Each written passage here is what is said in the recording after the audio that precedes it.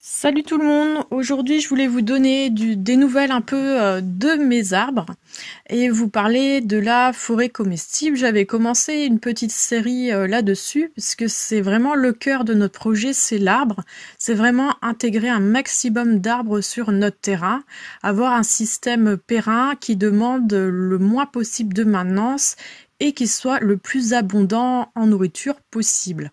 Alors, c'est un doux rêve, bien sûr, je ne suis pas du tout une spécialiste, mais voilà ce que j'entreprends en tout cas. Donc ici, c'est ma micro-pépinière.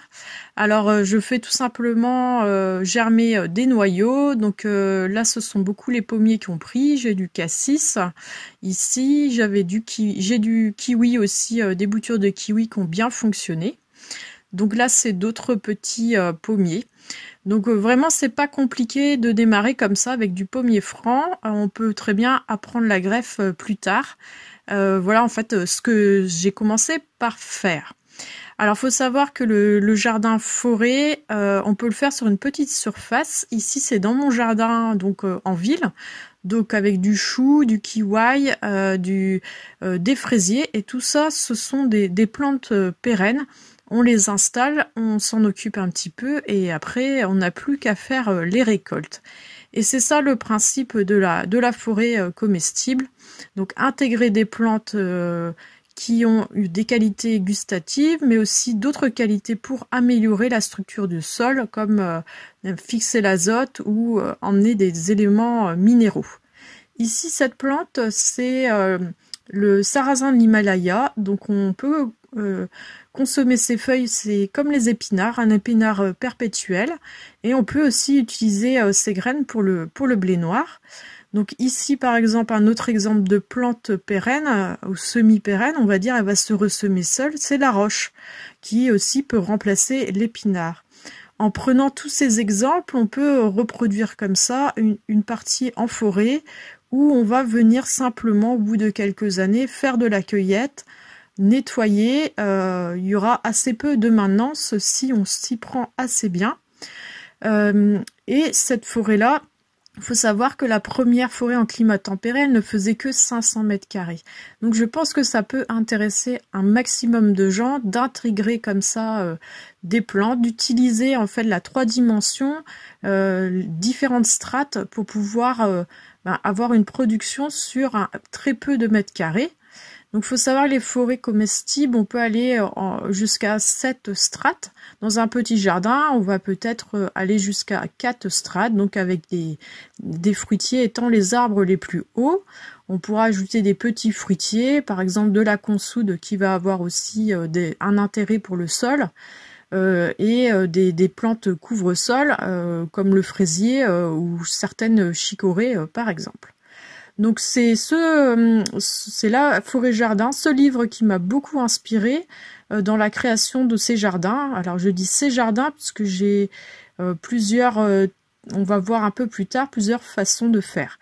Donc là j'ai implanté en quinconce un arbre fruitier à chaque bout de planche de culture.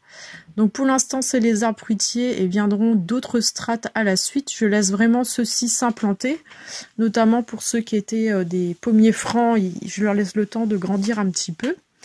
Ce que j'ai fait aussi, c'est utiliser les bordures dans la forêt comestible. Les bordures sont très très importantes. Donc il faut essayer de créer un maximum de microclimat. Donc pour cela, se protéger des vents. Se protéger aussi de rayons de soleil, ça peut être aussi ombrager une certaine partie du potager. Il faut utiliser tous ces éléments-là et c'est pas forcément gênant au niveau des racines, on pourrait le croire, mais il est tout à fait possible de produire des légumes annuels au pied des arbres. C'est pas un souci, c'est juste une histoire d'organisation. Donc on peut aussi tenter des variétés un peu plus exotiques. Là c'est un test avec c'est une sorte d'orange qui est très rustique, donc je teste cette année. Alors moi j'ai eu beaucoup de déboires. Ici c'était un merisier qui a été complètement dévoré par les chevreuils. Et je voulais donner aussi ce petit conseil si vous êtes sur dans un terrain un petit peu, comme moi, agricole, en zone de campagne. Méfiez-vous aussi des animaux sauvages, hein, si vous êtes près, comme moi, moi je suis près d'une vallée en zone naturelle. Et donc il y a des sangliers, et les sangliers m'ont absolument déraciné tous les arbres. Ils en ont pas oublié un seul. Donc il a fallu tout recommencer les plantations. Donc certains de mes arbres sont morts, hein. Donc là tout notre terrain a dû être clôturé. Clôturer 1 hectare, ça demande quand même beaucoup de travail, et puis aussi financièrement ça coûte aussi un certain prix. Mais s'il faut recommencer tous les mois à replanter les arbres, c'est pas la peine. Donc ici voici la partie verger. Alors ça je considère ça plus comme un verger multi-étagé. Puisque j'ai quand même sélectionné les plantes en fonction aussi des variétés. Il y a beaucoup de variétés qui sont notamment greffées. Il n'y a pas que des variétés de plants qui seraient plus sauvages. Donc j'y ai intégré pour l'instant simplement 2 strates, donc les arbres fruitiers et les petits fruitiers. L'année prochaine, je viendrai intégrer ce qui va être plutôt aromatique ou plantes couvre-sol. Et ensuite les années suivantes des plantes grimpantes une fois que mes fruitiers auront grandi. Donc au nord de la parcelle, j'ai intégré des plantes plus grandes comme des noyers ou du ginkgo. Alors hélas, je n'ai que un des deux qui a survécu. Voilà, c'est un petit peu les aléas aussi. Donc pour me faciliter les récoltes, je crée quand même des zones où je vais retrouver les mêmes plants. Je trouve aussi que c'est important de prendre ça en compte, puisqu'il faudrait pas non plus on dit de faciliter au niveau de la maintenance quand on crée un projet. Et ça, pour moi, la récolte, je trouve qu'on met autant de temps à récolter qu'à cuisiner ou qu'à semer. Donc c'est quelque chose qui revient tous les ans. Donc là, par exemple, tous mes framboisiers sont au même endroit, les cassis aussi. Après, rien ne m'empêche dans les plantes couvre-sol de venir aussi diversifier.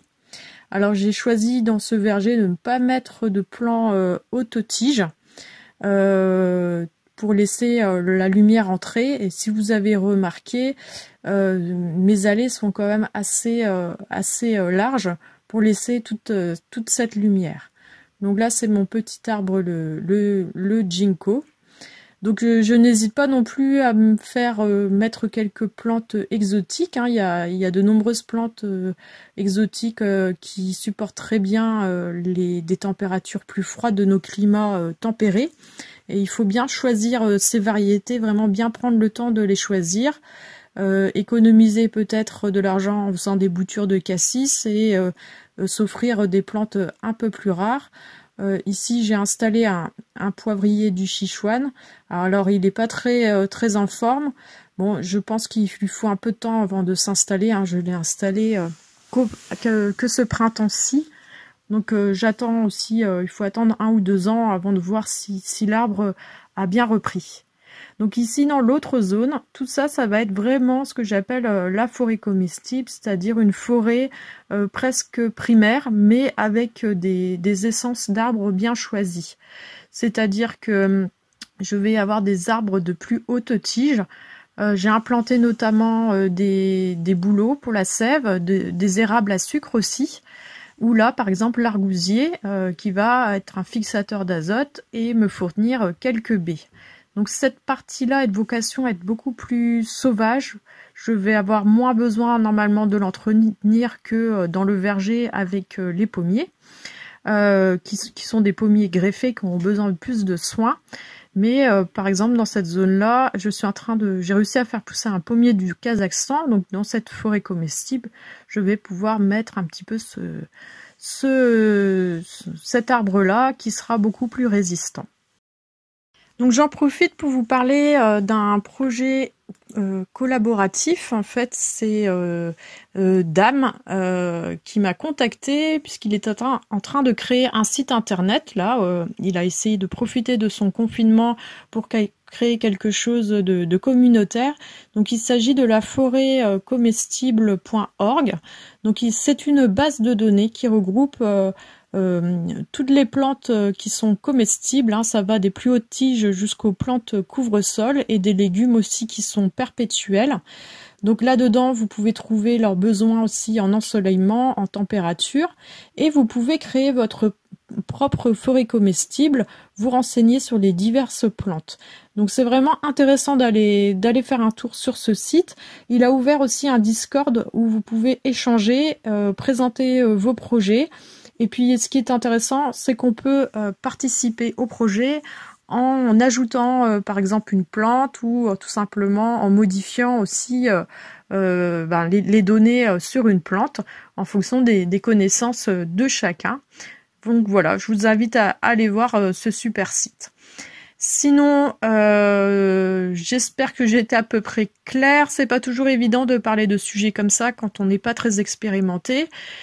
Si vous avez aussi essayé des choses chez vous, des associations entre les arbres, les plantes grimpantes ou les plantes couvre-sol, n'hésitez pas à les mettre dans les commentaires. Ça peut servir aussi à d'autres personnes. Voilà, sur ce, moi je vous dis très belle journée. La prochaine fois, on se retrouve dans le potager, voir un petit peu l'avancée de tous mes semis directs que j'ai fait. Allez, je vous dis à plus tard, salut!